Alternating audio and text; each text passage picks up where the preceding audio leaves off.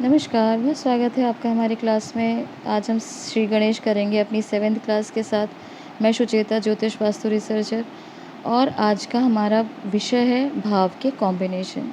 भाव के कॉम्बिनेशन बहुत इम्पॉर्टेंट है, बहुत ही ज़्यादा इसका असर हमारे जीवन में पड़ता है। और ये अगर मैं कहना चाहूँ कि ये बहुत डरावना, बहुत ख़तरनाक विषय है। लोग इसे बहुत ज़्यादा कम आँकते हैं, इसकी महत्वता को नहीं समझते, इसकी इंटेंसिटी, इसकी गंभीरता को नहीं समझ पाते, तो कहना गलत नहीं होगा। हर भाव का सिंगल कॉम्बिनेशन हो या मल्टीपल कॉम्बिनेशन हो, हर भाव को हम हिंदी में क्या कहते हैं? हिंदी में कहते हैं घर, और इंग्लिश में कहते हैं हाउसेस। और घर के साथ अगर आप थोड़ा ज़्यादा ज्योतिष का ज्ञान रखते हैं तो आप धनेश, भाग्येश, लग्नेश इस तरीके से वर्ड यूज़ करते हैं, ठीक है।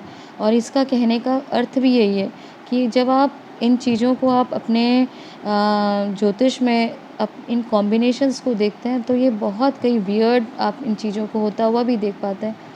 और ये इसलिए बहुत महत्वपूर्ण है, इस वीडियो को आप अंत तक इसलिए देखिएगा क्योंकि ये आपके जीवन में बहुत गंभीर परिणाम लाते हैं। इसको डेडली रिज़ल्ट अगर आप कहें ना तो बिल्कुल गलत नहीं होगा। कुछ कॉम्बिनेशन तो इतने खतरनाक है कि लोग इसको बिल्कुल अंडर एस्टिमेट करते हैं और अपनी लाइफ में ही अपने हाथ से अपने जीवन को बर्बाद कर देते हैं। त्रिकोण भाव आपका कितना स्ट्रांग हो उससे फ़र्क नहीं पड़ता, लेकिन अगर आज आप अपने पैसे कहीं उठा के अपने हाथ से कचरे में, नाली में, कूड़े में डाल के आ जाएंगे तो आपका त्रिकोण भाव क्या कर लेगा? कुछ नहीं कर पाएगा। आपके जीवन में कितना ही सुख होने वाला है, कितना अच्छा परिवार का जीवन आपका होने वाला है, या कितनी ही आपके जीवन में खुशियाँ आने वाली हैं जो त्रिकोण भाव से हम देख सकते हैं। परंतु आज अपने हाथ से अगर आप सारी चीज़ों को तबाह कर दें, जला दें, राख कर दें, तो कोई कुछ नहीं कर पाएगा। इसी को हम भाव से आज एक सिंपल एग्जांपल के साथ समझने का प्रयास करेंगे। वैसे तो हर कॉम्बिनेशन एक खतरनाक डेडली कॉम्बिनेशन होता है अगर गलत तरीके से उसको अपने जीवन में अप्लाई किया जाए तो। कितने ही भाव है, 2 7 का, 4 12 का, 1 7 का, कुछ भी आप भाव निकालें, इनका कॉम्बिनेशन आपके ऊपर बहुत खतरनाक फ़र्क डालता है अगर आप इसको सही तरीके से यूज़ ना करें। तो आज हम बात करेंगे 2 12 का। 2 12 सेकेंड हाउस बहुत इंपॉर्टेंट हाउस है, बहुत ही ज़्यादा आपकी लाइफ में इसका इन्फ्लुएंस होता है क्योंकि second house is all about money, all about money matter. जो धन, संपत्ति, ऐश्वर्य, जितना यश आप देखते हैं, जितना परिवार का सुख, या आपके वाणी आपकी अच्छी है नहीं है, परिवार, फूड का जो आपको अच्छा भोजन मिलेगा कि नहीं, भोजन कैसा मिलेगा, बहुत अच्छा भोजन करेंगे कि आपका साधारण भोजन होगा, तामसिक भोजन करते हैं कि सात्विक भोजन आप पसंद करेंगे। वहीं आपका फाइनेंशियल सिक्योरिटी होगी आपके पास में, कोई परिवार का आपके साथ में कोई स्टेबिलिटी है कि नहीं है, कि आपका परिवार टूटा बिखरा पड़ा है। ये सारी चीज़ें हम किससे देखते हैं? सेकेंड हाउस से। Food, family security, financial stability, ये सारी चीज़ें हमारा सेकेंड हाउस ही बताता है। इसलिए हम जो बताई मैंने आपको, बहुत ज्योतिष का ज्ञान है तो आप धनेश कहेंगे, इस तरह से आप 9वें भाव को भाग्येश कहेंगे। तो कहने का अर्थ है इनका आपको बहुत ध्यान रखना पड़ता है कि एक 9th हाउस का क्या इन्फ्लुएंस आपकी लाइफ में आप कैसा प्रयोग करते हैं। तो इन्हीं चीज़ों को आज हम स्टडी करेंगे। सेकेंड हाउस को बहुत सारे लोग अपने ही तरीके से इसको बर्बाद कर देते हैं 12th हाउस में लेके जाके। जैसे मैंने बताया कि अगर आप अपने हाथ से अपने कर्मों के द्वारा ही अगर चीज़ों को नष्ट कर दें तो कोई कुछ नहीं कर सकता।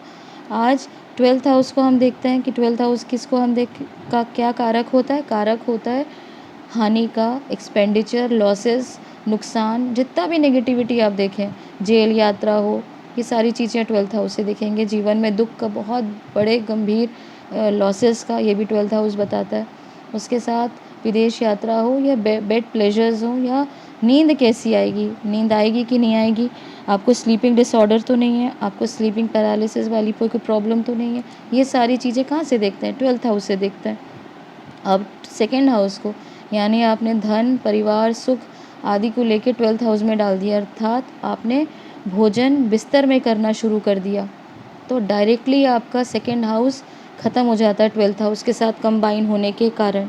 अब लोग देखेंगे, आपने बहुत अपने घर में सुना होगा कि हमने भी अपने बचपन में देखा है कि बहुत ज़्यादा जो घर के बड़े बुज़ुर्ग होते हैं वो भोजन को एक रिचुअल की तरह देखते हैं। वे बच्चों को पूजा पाठ तो भले सिंपल तरीके से कराएंगे कि ठीक है आप अपनी तरीके से सुबह आप ये नियम कर लिया, बहुत हो गया, परंतु भोजन के रिचुअल इतने खतरनाक होते हैं कि कब क्या खाना है, कैसे खाना है, किसके साथ खाना है, कहाँ नहीं खाना है।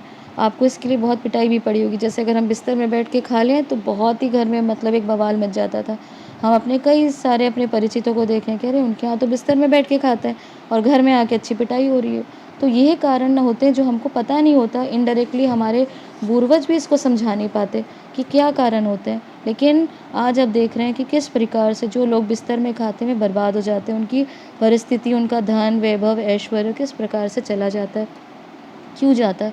क्योंकि सेकंड हाउस को लेके वे अपने 12th हाउस में अर्थात हानि के भाव में, खर्चे के भाव में डाल दिया। खर्चा हो गया उनका, धन का सुख भी खर्चा हो गया, परिवार का सुख भी खर्चा हो गया, हर तरीके से उनकी लाइफ में लॉस आ गई जो सेकंड भाव का कारक होता है। तो ये चीज़ आपको हमेशा ध्यान रखनी है कि जो भी आपको अगर अच्छी नींद चाहिए, आप एक अपने जीवन में स्टेबिलिटी चाहते हैं, तो आप सेकंड हाउस को 12th हाउस के साथ कंबाइन मत करें। कई लोग क्या होता है बिस्तर में भोजन करते हैं, अचानक रात को उनके घर में बच्चे बच्चे हों या बड़े हों डर जाते हैं, उनको नींद ठीक से नहीं आती, उनको नींद को लेके बहुत सारे डिस्कम्फ़र्ट, रात भर अपने बिस्तर में उल्टी-पल्टी मारते रहते हैं या रात को अचानक जग जाते हैं। बार-बार उनको किसी न किसी कारण से बाथरूम जाना या उनकी नींद का टूटना, किसी भी प्रकार उनको अच्छी नींद ना आने का कारण भी सेकंड हाउस हो सकता है। अर्थात अगर आप भोजन बिस्तर में करें तो आपके लिए बहुत सारी परेशानी आ सकती है, आपको बहुत बड़ी बर्बादी का कारण आप देख सकते हैं। और आप देखेंगे कि बहुत ज़्यादा लोग जिनको अभ्यास है भोजन बिस्तर में करने का, उनकी फैमिली का तो जो परिवार का जो एकता, समन्वय, वो तो धीरे-धीरे डिस्टर्ब हो ही जाता है, परंतु बहुत जल्दी उनका धन का जो है, उनकी संपत्ति का हानि होना, उनके घर में बहुत बड़े लॉसेस का आना, एक एक सिलसिला चल जाता है क्योंकि वो बिस्तर में खाना छोड़ते ही नहीं हैं। और ये चीज़ें बहुत महत्वपूर्ण रहती है कि ये चीज़ों को आप ध्यान रखें, इन कॉम्बिनेशंस को आप देखें कि आप कहाँ पे क्या काम कर रहे हैं, घर के साथ आप किस चीज़ों को जोड़ रहे हैं। मतलब हर कॉम्बिनेशन को 4th हाउस के साथ, 7th हाउस के साथ जोड़ना, 10th हाउस के साथ जोड़ना, ये कॉम्बिनेशन को अगर आपने तरीके से अपने जीवन में अप्लाई कर लिया, तो आपको बहुत ज़्यादा ये भावों के परेशानी, यानी कितना भी आपका त्रिकोण भाव, त्रिक भाव, सारी परेशानी का, सुख का, हर नेगेटिव और पॉज़िटिव कितने भी अच्छे बुरे हों, परंतु अपने कर्म सही नहीं होंगे तो ये आपको अच्छा रिज़ल्ट नहीं देंगे। तो मुझे लगता है कि आपको दी गई जानकारी पसंद आएगी, और जानकारी पसंद आए तो लाइक, सब्सक्राइब करना बिल्कुल ना भूलें। धन्यवाद।